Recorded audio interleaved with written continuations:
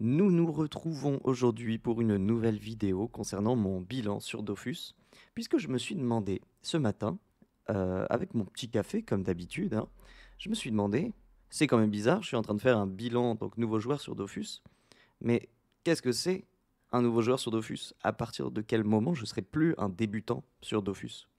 Et donc je me suis dit, on s'en fout, les gens te le diront bien assez tôt, au moment où tu seras plus un débutant, et tu finiras par le comprendre. Donc voilà, je me considère encore comme débutant. Euh, Bienvenue à tous sur cette nouvelle partie de mon bilan. Aujourd'hui, on va parler d'équilibrage de classe, en PVP notamment, parce que PVM, j'en fais pas assez pour avoir un avis. Et on va continuer de parler de votre avis sur Dofus Unity, sur la façon dont Ankama gère un petit peu tout ça, puisque ce sont des sujets qui nous touchent tous et surtout qui vous intéressent énormément. Et donc, on va lire aussi quelques commentaires sur chaque thématique. Donc aujourd'hui, on va commencer par ma progression, évidemment. Donc je suis encore en train d'XP mon SRAM Terre. Il faut que je sois sûr de... oui, pour ceux qui n'avaient pas suivi, donc je joue un Sadida Terre sur mon personnage principal. C'est le gameplay que vous voyez en live actuellement. Et je remonte un SRAM Terre, puisque j'ai envie de faire de la 1v1 avec un personnage. Et du coup, mon Sadida Terre va me servir à farmer des colisétons en 3v3. C'est vraiment un truc qui fait super bien. Et aussi pour speed farm, bien que je vais revenir là-dessus, puisque ma technique de speed farm ne fonctionne que très peu maintenant, à cause des problèmes d'économie que connaissent les DACAL de façon générale. Les économies sont en train de s'effondrer. Enfin, c'est pas qu'elles sont en train, c'est qu'elles étaient en train de décliner, et elles ne s'arrêtent pas de décliner. Donc ça, on va aussi en parler. Donc tout d'abord, mon SRAM, il avance bien, il est actuellement niveau 112. Je fais du petit speed farm de bashing de mobs, donc les combats sont très rapides, je monte en terre. Peut-être qu'il y a une méthode encore plus rapide, mais franchement, là, je me retrouve à faire des combats de 4 secondes pour avoir, je crois, du 350 000 d'XP en solo, sur des anomalies, ce genre de choses. Et bah, il monte tranquillou, et je me dis que je vais le stuff correctement à partir du niveau 160 pour pouvoir taguer en colis et déjà avoir un classement, puisque bon, déjà le niveau 160 pour les SRAM-Terre, vous savez, il y a l'attaque mortelle qui se débloque, donc c'est là où vraiment le plein potentiel arrive. Mais c'est surtout que le Coliseum, en fait, vous place par défaut. Si vous commencez le Coliseum en 199, vous allez être placé en diamant.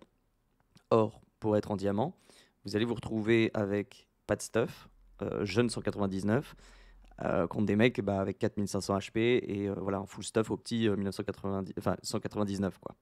Donc j'ai fait l'erreur avec mon Sadida, j'ai dû me taper des centaines de défaites pour pouvoir descendre.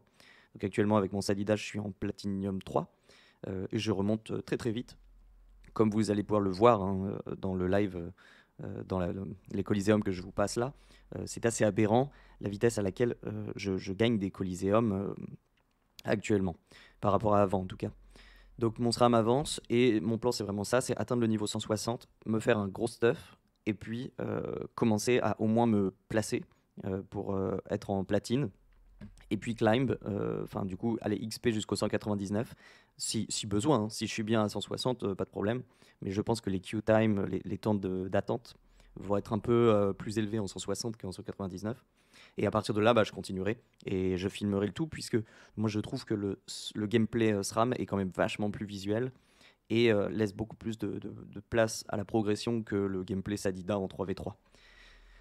Donc concernant mon Sadida, donc il y a eu le patch il y a quelques jours, le patch qui supprime les bots de classe. Donc très bien, c'était parfait puisque j'avais en fait ce dilemme. Je pense que tous les Sadidataires l'ont eu. Les bots de classe étaient quand même nécessaires pour avoir une ligne de vue. Donc voilà, là tout ça, ça va être mon analyse. N'oubliez pas que je suis débutant, donc je la ramène pas. Je pense que je dis des bêtises, mais voilà tel que je l'ai perçu et tel que je l'ai interprété. Les bottes de classe de Sadida, elles permettaient d'appliquer l'infection à tout le monde. Donc c'était les ronces qui s'appliquaient sans ligne de vue. Et donc ça vous permet de taper sur toute la map. Ok. Le problème, c'est que du coup, vous bloquez un slot, le slot des bots, qui est quand même un slot super important et qui est difficilement compensable parce que dans vos panoplies, si vous devez avoir les trophées, vous ne pouvez pas avoir bah, en fait, les bonus de panoplie ne sont pas accessibles si vous n'avez pas les bots. Il y a par exemple en terre deux stuff qui sont vraiment, vraiment obligatoires. C'est le 3 pièces Bruce. Le 3 pièces Bruce, il est monstrueux, puisque vous avez le PA et vous avez tout ce qu'il faut. Mais c'est surtout, vous avez, je crois, deux de portées sur l'anneau de Bruce, donc obligatoire, corps. Il vous faut le bouclier, et il vous faut le troisième item. Et en fait, si vous intervertissez quelque chose là-dedans, bah, vous perdez le bonus 4 pièces. Et les bottes font partie de la panoplie, sauf que les bottes, vous ne pouvez pas les mettre. Vous étiez obligé d'avoir les bottes de classe. Donc ce qui se passait, c'est que j'étais obligé d'avoir un exo sur mon bouclier et pas ailleurs. Euh, J'étais obligé d'avoir les bottes de classe. Et donc il me fallait la panobrousse à certains endroits, juste pour avoir cette ligne de vue en plus. Bah, là-dessus on est bien d'accord. Et je me suis retrouvé à devoir avoir un stuff qui, bah, du coup, était très restreint. Je ne pouvais pas choisir les pièces que je voulais, à des emplacements que je voulais. Et donc, je perdais des stats. Donc là, au moment du mouvement, du patch, j'ai pu dégager les bottes de classe, mettre à la place des bottes de Bruce avec un G que je choisissais. Donc, je crois que j'ai pris une FM Vita. Et du coup, ça m'a permis de libérer je ne sais plus quel emplacement. Ah bah oui, ça m'a permis de libérer le bouclier. Et le bouclier, eh bien j'ai mis un cadran de terre. Et bah depuis, c'est incroyable. Le cadran de terre est vraiment core, surtout dans cette méta, où il y a énormément de dégâts terre. Donc je me retrouve avec un gain de, je crois, c'est 20 dommages terre, rien que... oui, ça doit être ça, ça doit être du 20 dommages terre entre mes bottes et mon bouclier. Et 40 points de résistance flat et je crois 12% de résistance terre. Donc la folie, vraiment la folie. Plus 300 HP, je crois, au total. En gros, ce patch m'a complètement libéré de cette obligation de prendre en fait les bottes de classe, puisque si je les prenais pas, en fait, il se passait un truc en Coliseum, c'est que les gens voulaient que tu tapes à chaque tour. C'est ce que j'avais remarqué, les gens attendaient de toi qu'en tant que Sadida, tu te foutes à l'autre bout de la map et tu tapes de loin. Alors qu'il y a un kit en terre qui est fou. Il y a la ronce insolente qui permet de supprimer les effets. Et ça m'embêtait de voir que ce sort... Enfin, en fait, c'est un Groot. Le Groot, il te coûte 9 PA hein, si tu dois le lancer en un seul sort. Je crois 7 à 9 PA. Puisque tu dois pop un arbre, tu dois le booster, et ensuite tu dois le transformer. Et le désenchantement, il intervient à la fin du tour suivant. Donc, puisque ton Groot joue après toi. Donc là, la ronce insolente, c'est instantané. C'est 4 PA, et à distance, et en plus, c'est pour ce tour-là. Donc si vous désenchantez un bouclier, c'est bonus. Donc je voulais jouer avec cette ronce insolente et je voulais tenter la force de la nature. La force de la nature, pour ceux qui ne connaissent pas, c'est à chaque arbre feuillu, vous augmentez de 10 le dégât du spell. Le spell, il a une petite portée, mais je crois que c'est du non modifiable 6 PO. Et autant vous dire que vous avez le droit à 6 arbres au maximum sur le terrain en même temps. Et bah, ça fait 6 x 10. Vous avez un bump de 60 dégâts avec 6 arbres.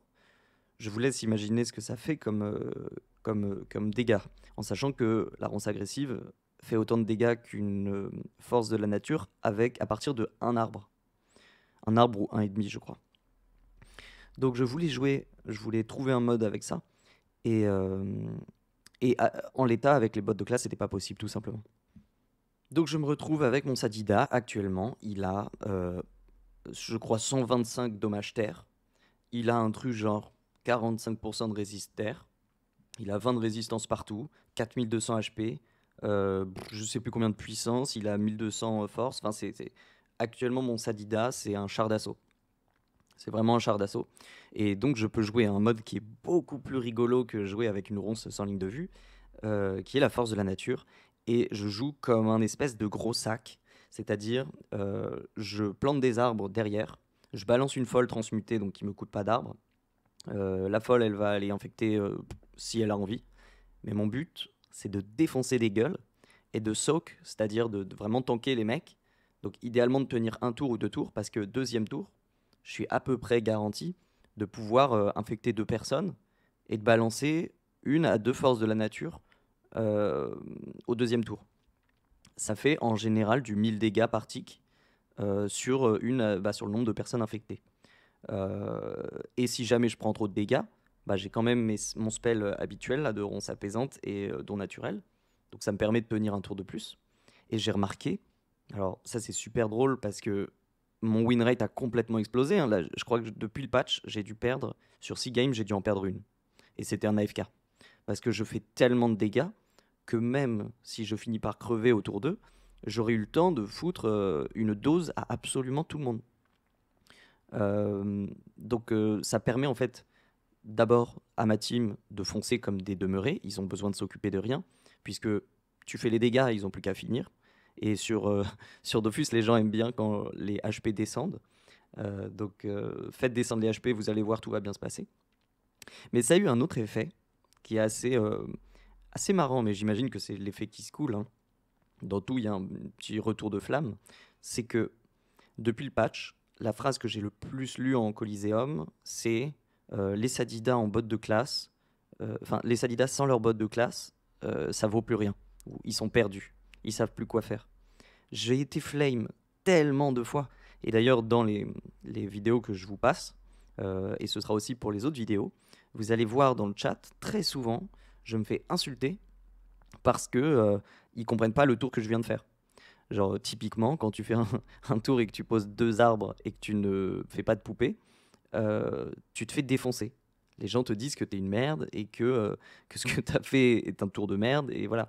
Alors, il n'y a aucun souci, hein. Je sais que mes tours ne sont pas optis parce que bah, j'ai pas du tout la connaissance du jeu suffisante pour faire des tours parfaits.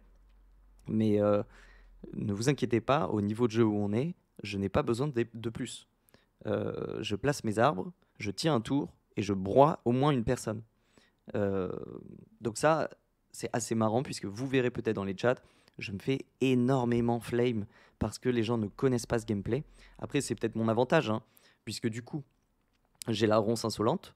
Donc maintenant, quand un forge-lance s'amuse à venir au corps à corps et commence à se mettre 1800 de shield et enfin se met des boucliers et commence à me taper, et bah je le ronce insolente et je lui balance une sauce comme il s'en attendait pas. Enfin, ce à quoi il ne s'attendait pas. Bon, je sais plus comment le dire. Bref, je les dose. Actuellement, le mot c'est violence. En plus, la ronce insolente, pour ceux qui ne le savent pas, le désenvoûtement il s'applique à toutes les personnes infectées. Donc voilà, si vous vouliez la nouvelle méta Sadidataire, pour moi, c'est ronce insolente, force de la nature, et tu joues ton Sadida comme un char d'assaut. Tu avances, tu fais en sorte que tes alliés ils aient compris que tu vas saquer dans le tas. En général, ils comprennent assez vite, hein. Quand ils voient que tu prends l'initiative et que tour 1, tu fonces sur un Enutroph, le message il passe très très vite. Donc tu te fais flame. Oui, en plus, ce que tu peux faire, c'est si jamais la team en face, elle ne veut pas que tu attaques, et bah tu te mets au milieu de la map, tu te mets une surpuissante, tu te boostes PM, et puis tu vas chercher les Nutroph, les Nids, n'importe quel rôle de support, tu le démontes. Le steamer, tu le désenchantes. Enfin, tu as clairement une capacité de jeu qui est déjà beaucoup plus marrante qu'avec les ronces insolentes, que les ronces sans ligne de vue. Et en plus de ça, tu frappes si fort, c'est très très satisfaisant. À tel point que tes mates seront un peu surpris de voir que tu viens de foutre un 1400 à 2 personnes, quoi. Donc, il m'est même arrivé de gagner des 2v3 parce que les gens ont été surpris par les dégâts. Et ça se comprend. Parce que même moi, je me dis, c'est hallucinant. Je ne sais pas d'où ils sortent ces dégâts. Mais en fait, ils sortent de la force de la nature, tout simplement. Maintenant que tout ça c'est dit, on va en rester là parce que j'ai pas envie de faire une vidéo entière sur le Sadidateur. On n'est pas là pour ça. On est là pour s'amuser, pour parler d'autres choses. Donc, on va passer à l'étape de l'équilibrage Dofus, de la méta actuelle et comment je vois les choses. Ça va être assez bref, hein, puisque j'ai pas une vision de jeu assez complète. Mais j'ai remarqué quand même quelque chose, c'est que il y a des changements mineurs. Donc c'est pas mal, hein. Il y a des changements mineurs qui sont appliqués et petit à petit la méta est en train de shifter. On a un vrai changement qui se passe. Vous vous souvenez, en début de patch, on avait les classes qui avaient des boucliers qui étaient extrêmement présentes. Il y avait les forgelance et les steamers qui étaient vraiment les maîtres du terrain avec les Sadida. Sadida parce que bah, ils tiraient de n'importe où, ils se mettaient sur la lune, ils arrivaient à toucher tout le monde. Donc ça c'est terminé, rien qu'avec ce changement. Et avec, j'imagine, l'augmentation des stuffs de tout le monde, les boucliers ont perdu en importance. Parce qu'il y a un concept simple dans tous les jeux, c'est que quand vous avez des données brutes, donc il y en a beaucoup à qui j'apprends rien, quand vous avez des données brutes, euh, le stuff, c'est forcément moins dépendant que si vous avez des données en pourcentage ou en dégâts proportionnels ou en bouclier proportionnel ou en soins proportionnels. Donc ce qui se passait, c'est qu'au début du patch, quand les gens n'avaient pas beaucoup de stuff, etc., et bah, toutes les classes qui gagnaient le plus de ce manque de stuff, c'était les classes qui pouvaient s'appliquer des boucliers fixes, donc tout ce qui va être Zobal, et encore je crois que Zobal ça dépend de leur point de vie, je sais plus. Mais du coup, les classes qui mettent des boucliers fixes, on a euh, Forge Lance, on a des HP fixes, on a le Yop, à moins que ce soit des pourcentages. Ah, ça, voilà, bonne question. Est-ce que la vitalité du Yop, c'est des points de vitalité bruts ou est-ce que c'est du pourcentage d'HP qui s'ajoute? Tu vois, ça c'est intéressant. Euh, mais du coup, voilà, donc les forges de lance étaient broken parce qu'ils s'appliquaient à un shield qui était hallucinant, peu importe le niveau de stuff que tu avais. Maintenant que tous les stuffs commencent à être un peu solides, là je parle évidemment sur les Dakal, hein, sur les anciens serveurs, ils ont toujours eu leur stuff. On voit des classes qui dépendent de la proportionnalité par rapport à leur stuff, par rapport à leurs dégâts infligés. C'est-à-dire, on a de l'Osamodas, on a de l'Eni, on a du Sacrieur. J'ai vu beaucoup de Sacrieurs, là, c'est un peu la teuf. Sacrieur tank. Euh, Toutes ces classes qui sont en train de venir très très fort et qui amènent des capacités de heal, pas tant, mais surtout techniques de tanking et tout ça. Parce que maintenant, quand ils peuvent te sortir un 5000, 6000 de points de vie, et bah forcément, ils y gagnent énormément par rapport aux autres classes, qui elles sont coincées avec des données fixes qui ne bougeront pas. Donc vraiment, j'ai l'impression que le Forge-Lance, c'est terminé. La période de domination des Forge-Lance, à mon avis, elle est un peu terminée. Alors oui, il garde une capacité de mouvement qui est incroyable. Il se joue bien, enfin, tous les éléments sont vraiment fous. Mais malgré tout, là, je pense qu'il y a vraiment un équilibrage qui a été fait, mais de fait. Et c'est ça qui est bon dans les jeux compétitifs, c'est ça que j'aime bien, c'est voir les shifts dans la méta. Le simple fait de modifier une petite virgule quelque part, ça va en fait déplacer, ça va faire que tel truc n'est plus viable, du coup tel truc ne va plus l'être non plus. Et là j'ai l'impression que vraiment on a une méta différente qui est en train de se chercher encore sur les Dakal, donc Dakal, Brial, etc., tous les serveurs pionniers, et que c'est plutôt pas mal, parce que j'ai vu un peu toutes les classes briller. Il y a que le SRAM qui est toujours inutile, et après, bah, il y a les classes qui sont peu jouées, hein. Il y a Roublard, je l'ai vu peut-être 2 fois, 3 fois, et c'est toujours le même joueur, donc je pense qu'il n'y a qu'un seul Roublard sur tous les serveurs pionniers. Euh, du coup, on se dit, en fait, petit à petit, il y a des gens qui vont pouvoir participer de façon plus active, ben parce que tout simplement, votre classe a enfin une place en Coliseum 3-3. Et le Coliseum 3-3, c'est ce qui va vous permettre de vous stuff. Et du coup, vous allez pouvoir augmenter votre win rate puisque vous pourrez vous stuff. Enfin voilà, c'est le positive feedback loop. Donc moi, ça me fait franchement plaisir parce que, en fait, si je devais progresser en PvP dans un jeu où je ne vois que les mêmes personnages, bah en fait, je vais très vite faire le tour. En fait, c'est pas du tout 20 classes qu'il faut comprendre, bah c'en est 4. Et du coup, bah beaucoup plus facile. Donc en ce moment, ce que j'essaie de comprendre, c'est un peu les obals. Les Obals, je sais qu'ils mettent des shields à tous les tours, c'est la fête, mais je comprends pas encore bien les histoires de quel état, dans quel masque ils peuvent mettre des shields et dans quel masque ils font super mal. J'ai l'impression qu'ils font pas vraiment mal, en fait, à chaque fois ils tapent une fois, et après ils se shield, enfin je sais pas, vraiment j'ai du mal à comprendre cette classe, je pense qu'il faut la jouer vraiment pour comprendre, un peu comme Xelor et Héliotrope. Mais voilà, Ujina, que j'en ai croisé quelques-uns, ça commence à arriver, mais vraiment ça a l'air en dessous de tout ce que j'ai pu voir. Osamodas, je les ai vus, mais c'est de la folie. Je crois que j'ai jamais battu un Osamodas, à mon avis, parce que les gens sont pas habitués à les contrer. Et, euh, et sûrement parce que bah, ils ont beaucoup de heal et que on a peu de classes finalement qui peut genre désinvoque ou je sais pas quoi. Je crois que j'ai croisé aucun sort de désinvoque. Et d'ailleurs, je sais même pas si ça existe encore, hein. Parce que, enfin, pour moi, dans Dofus, il y avait un sort, tu pouvais genre un coup de fouet, je sais plus comment ça s'appelle. Et tu pouvais même détruire une invoque en face de ton choix, quoi. Et donc ça, j'en ai pas vraiment croisé, donc je vois pas comment counter les Osamodas actuellement. Et puis voilà, le 1v1, j'ai pas essayé parce que bah, avec un Sadida, c'est vraiment la misère. Faudrait que j'essaye avec le mode force de la nature, mais le problème c'est que j'aurais pas le temps d'attaquer. Si je me retrouve contre un panda tank ou un panda air, ou même n'importe quelle classe qui va me cisailler au corps à corps, bah, je perds un petit peu tous mes avantages puisque moi je dois vraiment faire un choix, soit je me heal, soit je soigne. Il y en a qui n'ont pas ce choix à faire, donc à partir de là, en 1v1, ce sera à plier quoi. Donc pour ça, j'ai assez hâte d'avoir le SRAMter pour vraiment me montrer qu'est-ce qui se passe en 1v1. Et là, au moins, je pourrais faire vraiment des briefs sur la méta telle que je l'aperçois en 1v1 comme en 3v3. Et voir les différences et surtout comment ça s'équilibre. Donc tout ça, c'est un petit peu mon opinion vraiment sur la méta Kali actuellement. Pas encore trop de choses à dire puisque je connais pas assez. Donc je propose qu'on passe à la partie suivante qui va être un truc qu'on va mettre en place comme ça, puisque je trouve que c'est stylé, vous avez beaucoup de choses à dire, et donc à chaque vidéo, on va sélectionner quelques commentaires, et puis on va en parler ensemble publiquement. Peut-être, en fait, je me dis, d'un côté, ça va peut-être modérer un petit peu tout le monde, comme ça, en se disant, oh là là, si on me lit à haute voix, peut-être que faut pas que je sois agressif et que je sois pas une pelle à merde. Donc, on va en lire quelques-uns qui sont intéressants, parce qu'effectivement, ça donne du sujet, et surtout que sur Dofus, les gens ont des choses à dire. Donc, on a par exemple Raikiko 366 qui nous dit très pertinente comme analyse. J'ai également le sentiment qu'il y a énormément de joueurs qui ont disparu. Il a fait la démarche de nous montrer, oui, ça parlait de Tot et son tweet. Son tweet qui disait le nombre de joueurs et qui montrait en fait que Dofus était à, je sais plus, 150 000 players. Enfin, en gros, que le nombre de joueurs de Dofus en février 2025, il est de 250 000 de joueurs actifs. Donc, je vous invite à voir la dernière vidéo. C'était une réaction à cet échange qu'il y a eu entre Feka et Tot sur Twitter, enfin sur X.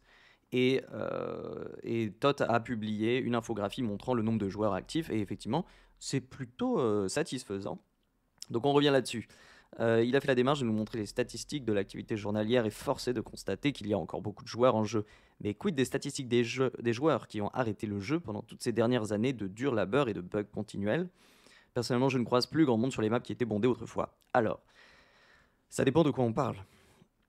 Ce qui est sûr, c'est que oui, Dofus a eu un regain de personnes sur Unity. La sortie d'Unity a amené des gens, mais ça, personne ne le met en question. Et c'était pour ça que je disais dans la dernière vidéo que je pense que Tot tirait à côté de la cible. On sait qu'il y a eu des gens qui sont venus avec Unity. La question, c'est comment ils vont faire de la rétention. C'est comment ils vont tenir les gens. Et donc là, ce que Raikiko nous dit, c'est que effectivement, il y a peut-être des joueurs qui se sont cassés à cause des bugs et à cause de tout ça. Alors, d'abord, c'est sûr qu'il faut reconnaître que les bugs, ça aide pas à garder des joueurs. Il y a pas mal de joueurs qui ont dû se dire ah non, c'est mort, je vais pas refaire pour la 3e fois mon interface, ou j'en ai marre de retélécharger le jeu à chaque fois, ou voilà, ce genre de trucs bêtes. Ou alors tu te fais déco pendant un compte à rebours et t'arrives pas à te reco, enfin des trucs comme ça, des quit moments. Ça, d'accord, il y en a dans tous les jeux, mais c'est vrai que Dofus, putain, c'est chargé. Donc je pense que là, les statistiques qu'ils ont sorties, ce sera tout ce qu'il y aura. Je pense qu'il ne faut s'attendre à absolument rien d'autre. Mais franchement, c'est un beau geste. C'est un très beau geste. Il y a quasiment aucun studio de prod qui te ferait publiquement une telle déclaration. Parce que maintenant, ce genre de données, bah, c'est des données qui peuvent aller dans votre sens comme contre eux. Donc là-dessus, il faut quand même remercier Tot. Et enfin, pas tant le remercier, il faut saluer le geste. Puisque si on lui envoie, en fait, si lui, il fait un pas en avant, il faut pas lui dire on s'en branle, t'es à côté de la plaque. Voilà, non, c'est ultra difficile de faire ce qu'il a fait malgré tout. Ce sont des données qui ne sont plus partagées maintenant par les développeurs. Steam le fait encore, mais bon, ça vaut ce que ça vaut. Et surtout que ce n'est que l'aspect Steam.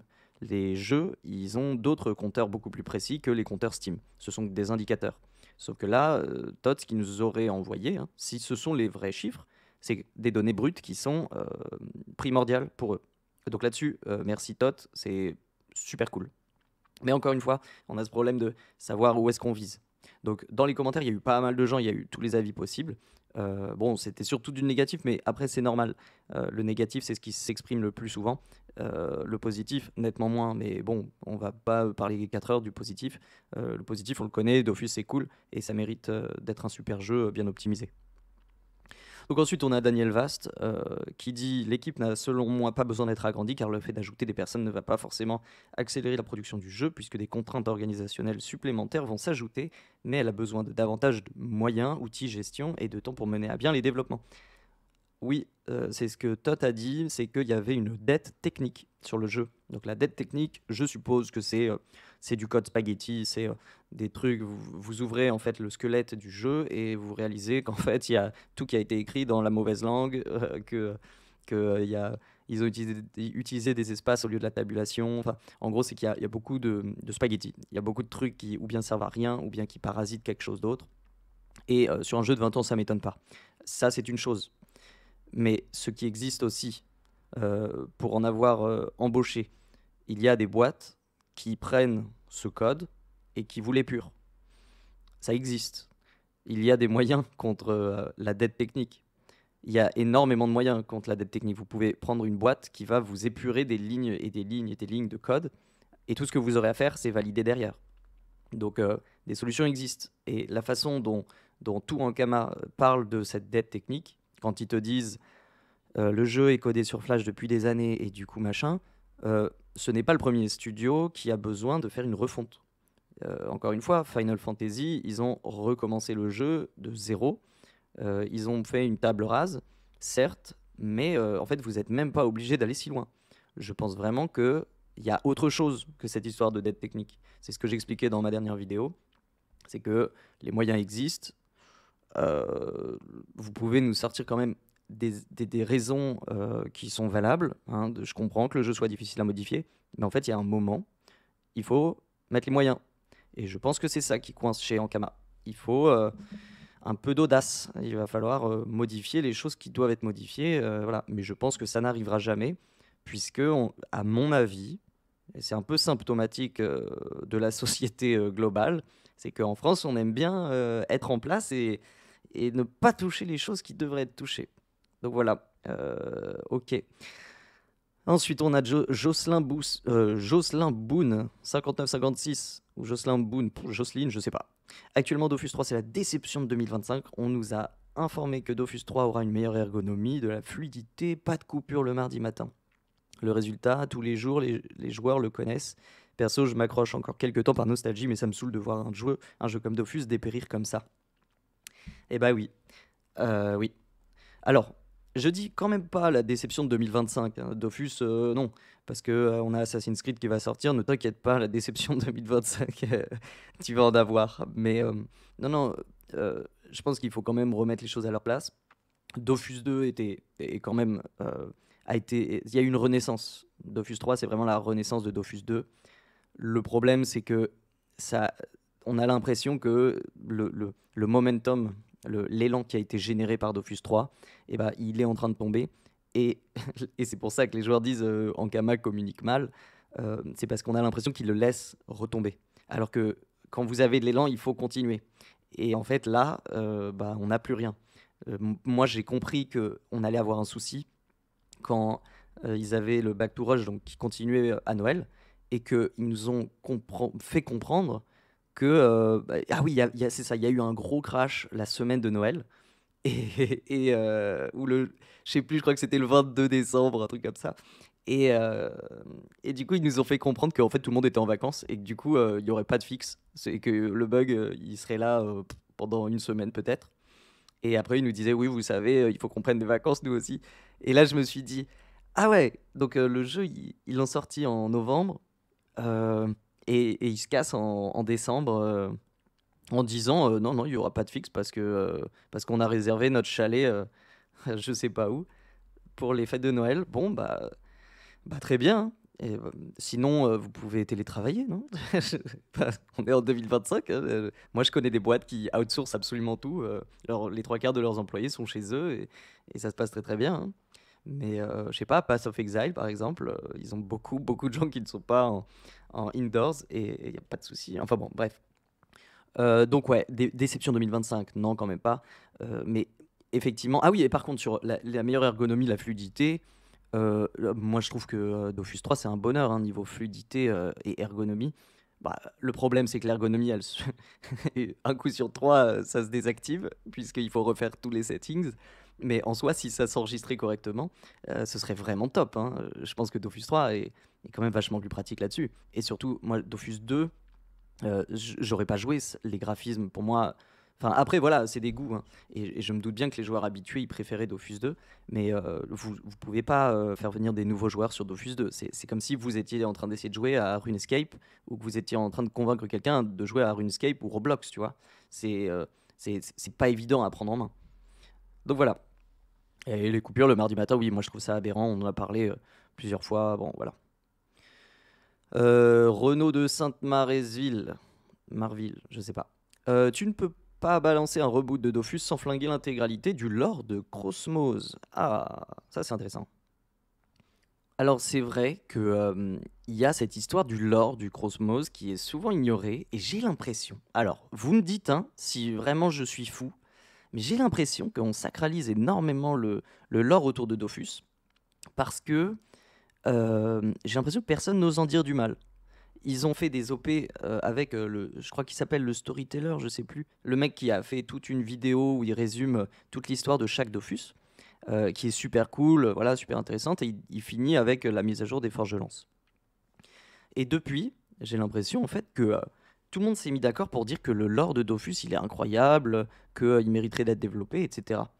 Mais moi, pour le coup, je suis quelqu'un qui adore les lores de tous les trucs. Quand je joue à un jeu, je le rush, mais surtout, je regarde après sur YouTube des vidéos de créateurs qui vont te raconter l'histoire de tel truc, tel objet, tel machin. J'ai l'impression qu'il y a un espèce de statu quo pour dire que Dofus a une bonne histoire et tout. Mais l'histoire de Dofus, pour moi, n'a absolument aucun sens. Est-ce que je suis fou? Est-ce que vous pensez que... Enfin, est-ce que vous êtes d'accord avec moi? Moi, je trouve que ça n'a pas de sens. Je trouve que la logique de la magie, elle est pas expliquée. Et surtout, il y a pas de cohérence, il n'y a pas de règles, il n'y a pas de, enfin, il y a pas de trame. La magie, elle doit quand même avoir une trame, même si vous l'expliquez pas. Je trouve que l'histoire des Dofus en elle-même, le fait qu'ils rajoutent des dieux, le fait qu'ils en enlèvent, que les dieux soient un coup très puissants, un coup ils sont un peu à chier, que les dragons, ce soient des êtres semi-mystiques, semi-réels, que leurs bébés soient parfois des nazes, parfois des oufs. Enfin, en fait, je ne... j'ai l'impression que le lore entier de Dofus, c'est vraiment... Ils ont pris des trucs en disant, tiens, on va faire un bébé dragon, il sera blanc et il va être trop mignon, mais super puissant quand il fait ça. Et à côté de ça, il peut se faire écraser par un coup de chaussure. Après, on va faire un combat entre des dieux. On va leur donner des pouvoirs hallucinants et tout, mais ils vont se faire buter par un mec qui est un demi-dieu. Genre, voilà, ce genre de choses. On n'a pas, je trouve, une cohérence dans le lore de tout le Cosmos, alors qu'il y a ce truc fondamental des périodes différentes. Si vous ajoutez avec Wakfu, avec le concept de repartir dans le temps, euh, pour moi, c'est criant de on voulait faire un truc parce que c'est cool, du coup on l'a fait, mais il n'y a aucune cohérence avec l'histoire. Donc vous avez des personnages qui vont se téléporter dans un lore puis dans un autre. Bah en vrai, moi je pense que le lore entier de Dofus c'est du fanservice. Euh, et c'est pas un problème, hein. Moi j'ai envie de vous dire, c'est vraiment pas un souci. Moi que le jeu soit un jeu et que tu veuilles faire un truc parce que tu trouves ça cool et que t'as pas envie de le justifier par A plus B, il n'y a aucun souci. Mais à ce moment-là, qu'on me dise pas que le lore, il est bien, quoi. Il est pas, enfin, il est agréable. Je dis pas, il est très agréable. Moi, j'aime bien écouter les histoires de tous les trucs. Mais tu vois, déjà, les noms, je suis infoutu de me rappeler des noms. Quand tu sais que t'as le dragon le plus connu, il s'appelle Grogal Ragar, là. Euh, Enfin, c'est des... Je trouve que rien n'est fait, bah, en fait, pour se prendre au sérieux, tout simplement. Donc, oui, c'est un lore. Est-ce que, est-ce que il est de grande qualité? Franchement, si vous le comparez à n'importe quel autre lore, que ce soit Warhammer, Fallout, Elder Scrolls, même Elden Ring. Enfin, moi, j'ai jamais joué à Elden Ring. J'écoute le lore. Bon, il est un peu à dormir debout, mais au moins il est ficelé. Il est ficelé, ficelé. Il y a des règles, il y a de la cohérence, il y a un déroulement. Mais Dofus, en plus, ajouter à ça que on ajoute des trucs, on fait des retcons ici, on modifie ça. Et pourtant, j'adore Warhammer, vous voyez, Warhammer 40K. Des retcons, il y en a tout le temps, des modifications de lore, il y en a tout le temps. Mais parfois, j'ai vraiment l'impression, en écoutant les lores de Dofus, que ah bah là, ils ont décidé d'enlever toute une partie de l'histoire et à la place faire un truc. C'est ah, on va créer un dieu là, on va en enlever un là. Ok, bon bah très bien. Mais du coup, enfin, tu peux le faire, hein, mais du coup, ton auditeur, ton lecteur, il va se dire d'accord. Ok, bah du coup, pourquoi je m'attache à des personnages s'ils n'ont pas d'assises vraiment temporelles en fait. Mais c'est toujours le souci aussi qu'il y a quand vous rentrez dans le voyage interdimensionnel et intratemporel, là, vous allez avoir des soucis de cohérence à ce niveau-là. Et à ce moment-là, oui, effectivement, vous pouvez totalement dire que bah, le monde est détruit sur ce plan de la réalité et que, en fait, vous le saviez pas, mais tout ce qui s'est passé dans un rêve. Ah, bah d'accord, c'est bien. Mais c'est un plot device qui est quand même, qui est pas ultra glorieux, quoi, qui en général est utilisé quand vous n'avez pas d'idée. Donc voilà, le Lord de Dofus, on en reparlera sûrement parce que j'aime bien m'intéresser à tout ça, mais là, j'ai pas du tout préparé euh, cette histoire, mais effectivement, je le trouve vraiment stylé. Mais me dites pas que c'est un truc fou, c'est pas du tout un argument vendeur du jeu. L'histoire de Dofus, je suis désolé, mais un nouveau venu ne saura pas vous expliquer le lore de Dofus, alors qu'un nouveau venu sur Zelda, il va très vite comprendre le cadre du jeu. Sur Dofus, c'est impossible. Sur World of Warcraft, ce sera pareil, sur Final Fantasy, ce sera pareil, n'importe. Ensuite, on a Afidas qui nous dit: la beauté de Dofus est que tout le monde y trouve son compte. C'est une question d'habitude, comme tu l'as dit. Cela fait 16 ans que je multicompte, de 8 à 20 comptes simultanément, parfois 20 comptes. Mais attends, ça veut dire que t'as plusieurs PC ou 20 comptes? Ah ouais, non, je vois pas. J'arrive à jouer tous mes sorts en raccourci rapidement, tout en suivant mes séries préférées. Mon cerveau est en mode relax. Je pense que passer un certain nombre d'heures à faire une chose dite complexe, elle devient naturelle. Ouais, bah écoute, je suis tout à fait d'accord. Question d'habitude, mémoire musculaire, enfin, il n'y a pas de secret, c'est de l'entraînement. Le jeu vidéo, ça demande de l'entraînement. Euh, Moi, j'en étais arrivé, tu vois. Ton histoire de 20 comptes simultanés, je vois pas. À moins que tu aies un PC, mais de la taille d'une maison. Peut-être qu'avant, c'était possible parce que ça demandait moins de ressources. Pouah, mais ouais. Et oui, alors en plus, en cerveau relax, bon, j'imagine que si tu bagnes bien tes touches, t'as plus qu'à appuyer sur les mêmes touches à chaque fois. Mais putain, moi j'aurais envie de vomir. Rien que faire passer d'un écran à l'autre, t'as un petit flicker, tu vois, t'as la page qui change, ça te fout un peu les yeux en bouillie, je sais pas. Mais du coup, oui, c'est vraiment l'avantage de Dofus, c'est que tu vois, tu joues depuis 16 ans et tu te sens pas fatigué, quoi. C'est pour ça que le jeu est quand même de qualité. Le jeu il est bon parce que t'as des mecs pendant 16 ans, ils peuvent y jouer, et ils trouvent qu'ils ont encore. Ça en vaut leur temps. C'est un truc qu'on ne signale pas assez, hein. C'est rare les jeux qui durent aussi longtemps. La plupart ferment. Daknao, bon, je peux bien comprendre que le multicompte ne te convienne pas. C'est normal de base, c'est déjà un temps d'adaptation. Mais d'autant plus si tu as l'habitude du monocompte, je pense. Mais j'ai l'impression que tu t'es fait un avis très rapide, même un avis sur la compo de ta team après 2 donjons où tu n'as pas encore pu découvrir l'essence de ta team. Et pareil, se faire une idée du commerce sur le serveur complet via la vente d'un goujon, c'est peut-être un peu trop rapide, non? Après, clairement, si tu kiffes jouer en regardant un truc à côté pépère sans faire trop attention, tu seras plus à l'aise en mono. Alors oui, je suis complètement d'accord. Alors là, c'est sûr que en 2 donjons et à peine, hein, parce que pendant le donjon, ça me faisait chier de travailler mes tours en fait. Donc oui, absolument, j'ai pas du tout assez joué en multi-compte. Je me fais un avis. En fait, pourquoi je me suis fait un avis si vite? Parce qu'il faut que je priorise les choses. Euh, Là, je joue à Dofus pour faire du PVP. Je veux vraiment m'axer là-dessus. Si je commence à bosser sur mon multi-compte, ma capacité à clean des donjons et à tout ça, et à comprendre une team PVM, en fait, je multiplie ma source d'attention. Quand je vous dis que je tryhard en PVP sur Dofus, c'est que toutes les vidéos de sapeux qui sortent, moi je les regarde. Les vidéos de 40 minutes là. Moi je regarde les vidéos je lis tous les patchs qui sortent. Enfin, je suis en mode tryhard. Donc, je fais en sorte d'aller au fond des choses. Donc, si je commence à investir du temps sur comment clear un donjon avec une team et comprendre la façon dont elle fonctionne, une team de 4, bah, en fait, je vais passer 20 heures, 50 heures de plus juste pour ça. Et ça ne va pas me faire progresser sur l'aspect PVP, ou alors ça va me coûter du temps par rapport à ce que je pourrais faire d'autre. Donc c'est pour ça que en fait le monocompte, j'ai survolé et je me suis dit ouais non c'est pas pour moi parce que j'ai pas eu tu sais j'ai pas eu l'étincelle. Après sur l'économie avec le goujon, bah évidemment je m'en doutais bien que non mais en fait je savais bien que les serveurs multicomptes étaient moins dépendants de l'économie puisque bah tu peux tout farmer toi-même. Mais très clairement, quand tu mets un goujon pendant 12 heures et qu'il se vend pas, c'est qu'il y a personne.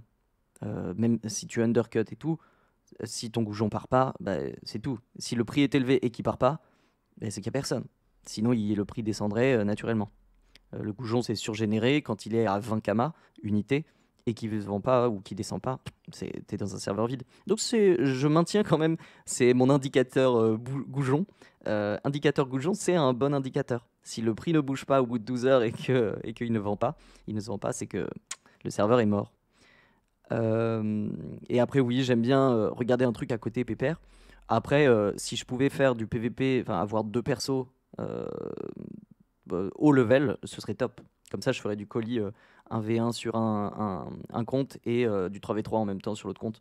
Mais sur mon autre compte, c'est pas possible. Et du coup, ça voudrait dire monter deux persos et les stuff tous les deux. Je tiens à rappeler que mon stuff sur le Sadida, il doit m'avoir coûté genre 50 millions, même je pense 60 millions de Kama. Donc ça m'a pris énormément de temps en tant que nouveau joueur. Moi, je peux pas faire du contenu très THL. J'ai pas la patience ni rien, donc ça me prend déjà beaucoup de temps en fait.